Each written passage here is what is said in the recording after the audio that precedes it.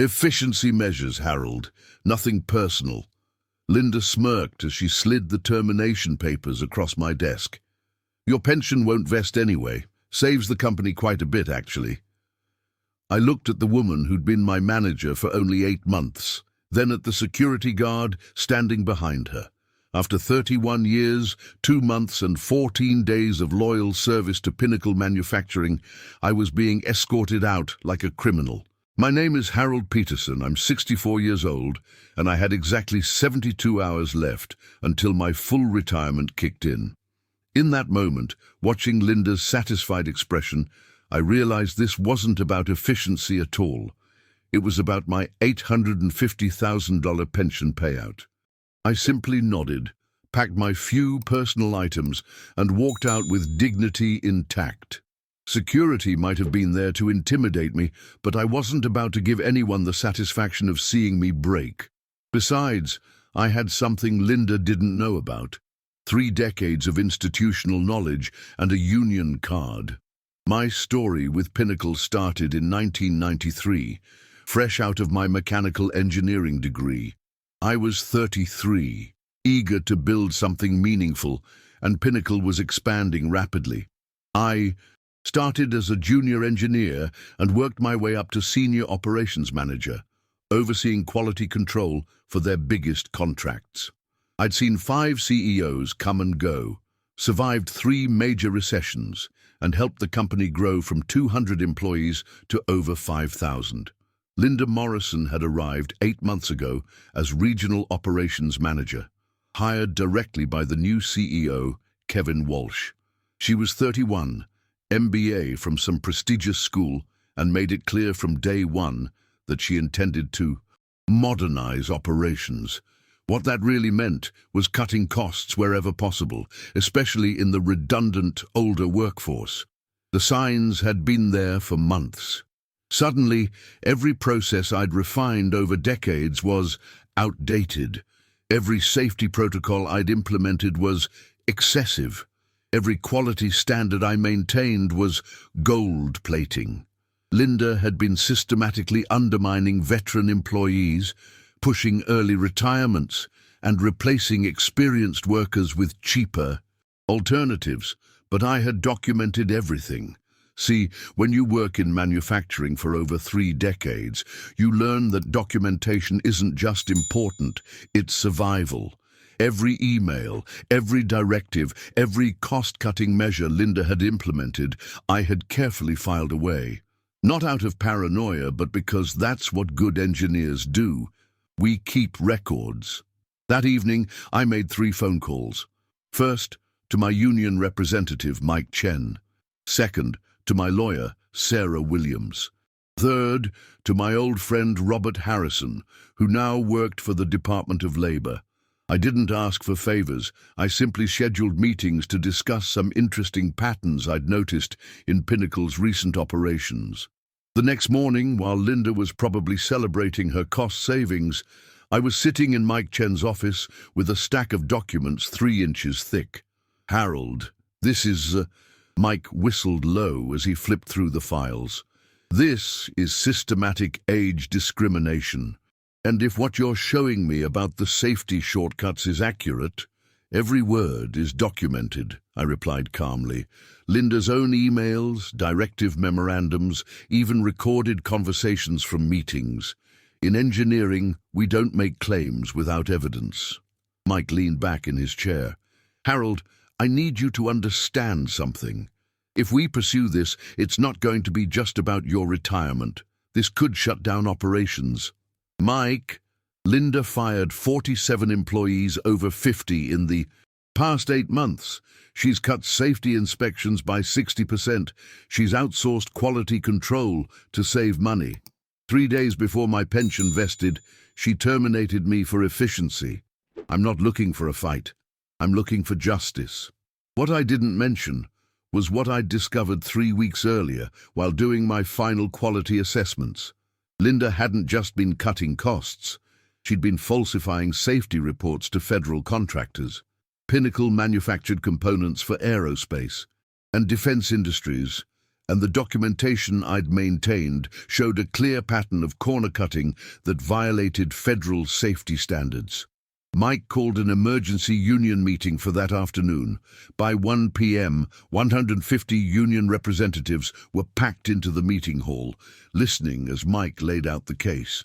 The room grew quieter with each revelation, then angrier. Tom Bradley, who'd worked alongside me for 19 years, stood up. "Harold, what are you asking for?" "I'm not asking for anything, Tom. I'm just sharing information." Linda made her position clear. Efficiency over everything else. Maybe it's time the company learned what real efficiency looks like when 5,000 workers decide they've had enough. By 6 p.m. that evening, the union had voted. Strike authorization passed 847 to 23. But we weren't done yet. At 7:30 p.m., I was meeting with Sarah Williams in her law office, spreading out the same documents I'd shown Mike. "Harold, this isn't just wrongful termination," Sarah said, pointing to a series of emails. "This is conspiracy to defraud the government. These falsified safety reports on federal contracts, this could be criminal. I suspected as much. That's why I made copies of everything before I was terminated." "When did you know?" 3 weeks ago, I noticed discrepancies in the quality control reports Linda was submitting versus the actual inspection results. When I tried to discuss it with her, she told me it wasn't my concern and that I should focus on my transition planning. That's when I realized my termination wasn't random. It was necessary to cover up what she'd been doing. Sarah was already reaching for her phone. "Harold, I need to make some calls. Can you be available tomorrow morning for a meeting with some federal investigators?" "I've been available for the past 31 years, Sarah. I'm not stopping now." Meanwhile, Linda was having a very different evening. She'd gone home feeling quite pleased with herself, probably calculating her bonus for reducing payroll costs. She had no idea that 5,000 workers had just voted to shut down every Pinnacle facility in the tri-state area. The next morning, exactly 48 hours before my retirement should have begun, I was sitting in a conference room with 2 FBI agents, a Department of Labor investigator, and a very worried-looking federal prosecutor. The documents I'd carefully maintained over 8 months painted a picture of systematic fraud that went far beyond age discrimination. Agent Jennifer Rodriguez looked up from the files. "Mr. Peterson, these manufacturing reports Linda Morrison submitted to the Defense Department, you're saying they contain falsified safety data?" "I'm saying the components she certified as meeting federal safety standards were never actually tested to those standards. I'm saying the inspections she claimed were performed were either abbreviated or skipped entirely. I'm saying that parts currently installed in military aircraft may not meet the specifications the government paid for." The room went very quiet. Agent Rodriguez exchanged glances with Agent Michael Davis. "Mr. Peterson, we're going to need you to walk us through every document here, and we're going to need access to the Pinnacle facility." "Well," I said, checking my watch, "as of about 2 hours ago, that facility is closed due to a labor strike. But I'm sure something could be arranged." "What I didn't mention was that Mike Chen had called me at 6 a.m. The strike had begun at 5 a.m. sharp, and it was already more effective than anyone had imagined. Not only had Pinnacle's 5,000 workers walked out, but workers at 3 supplier companies where Pinnacle veterans had friends and family, had honored the picket lines. The entire production chain had ground to a halt. By noon, Pinnacle was losing approximately $2.3 million per hour. Kevin Walsh, the CEO, called an emergency meeting with union leadership at 2 p.m. I wasn't officially invited, but Mike Chen insisted I attend as a technical advisor. The conference room at the Marriott was tense. Walsh sat across from Mike Chen, flanked by corporate lawyers and looking increasingly desperate. Linda Morrison sat beside him, though she looked considerably less smug than she had 48 hours earlier. "Gentlemen," Walsh began, "I understand there are concerns about recent personnel decisions. I'm sure We can reach a reasonable accommodation. Mike slid a folder across the table. Kevin, our demands are simple. First, Harold Peterson is reinstated immediately with full retirement benefits. Second, Linda Morrison is terminated for cause. Third, we want a federal audit of all safety and quality control procedures implemented in the past 8 months. Fourth, any employee over 50 who was terminated since Linda's arrival is offered immediate reinstatement with back pay. Walsh's face went pale as he read. These demands are extensive. The board will need time to consider. Kevin, Mike interrupted, you're losing $2.3 million per hour. Harold's pension is $850,000. Linda's salary is $180,000. This isn't complex mathematics. Linda finally spoke up, her voice sharp with desperation. This is ridiculous. Harold was terminated for legitimate business reasons. He was resistant to change, set in outdated methods. I looked at her calmly. Linda, would you like me to read your email from October 15th? The one where you told Kevin that terminating employees right before pension vesting would save the company substantial long-term liability? The color drained from her face. Or perhaps the email from November 3rd, where you discussed accelerating the retirement timeline for legacy employees to improve quarterly numbers. Walsh looked at Linda with growing horror. Linda, please tell me you didn't put that in writing. Kevin, I continued, would you like to know what Linda's efficiency measures have really accomplished?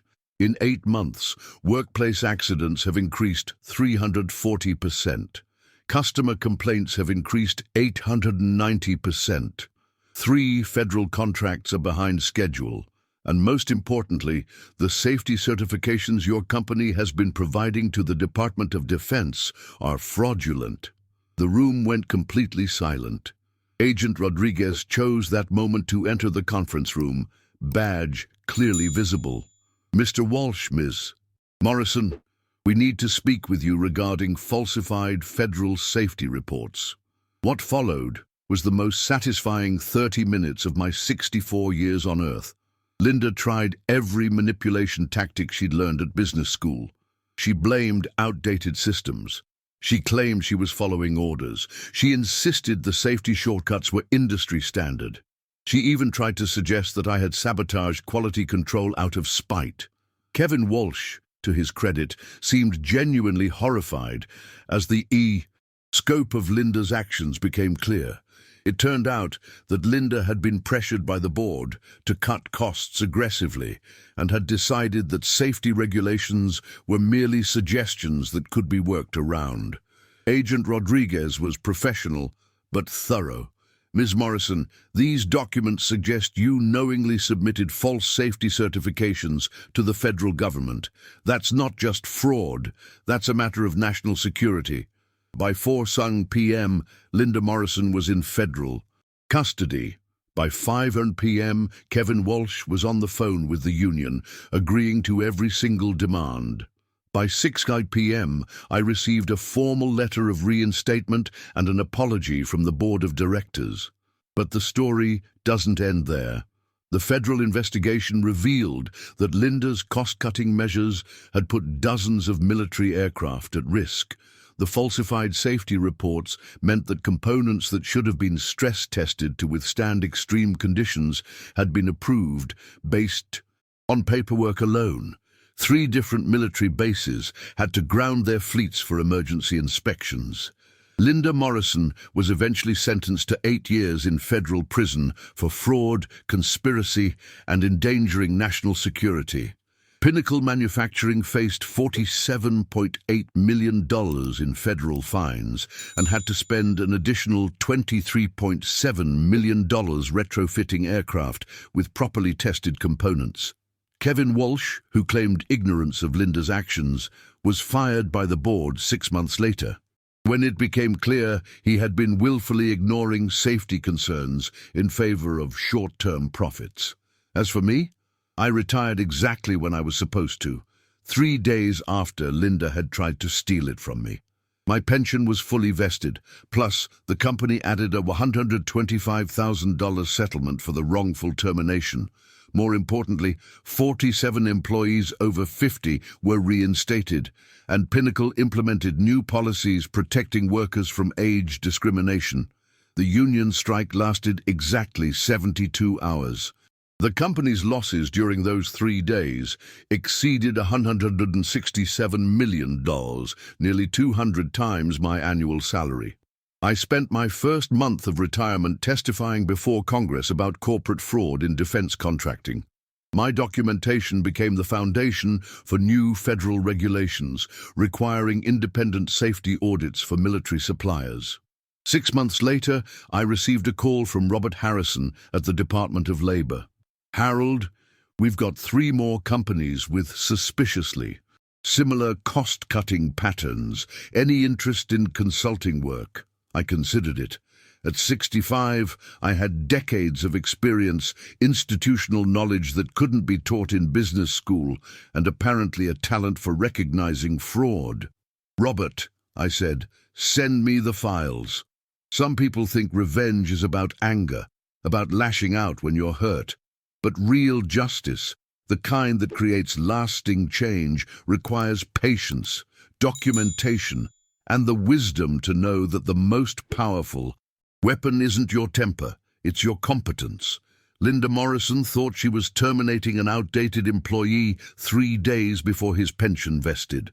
What she actually did was declare war on someone who had spent 31 years learning exactly how her company operated, who had maintained meticulous records of every safety protocol and quality standard, and who had the professional relationships to ensure that justice was served.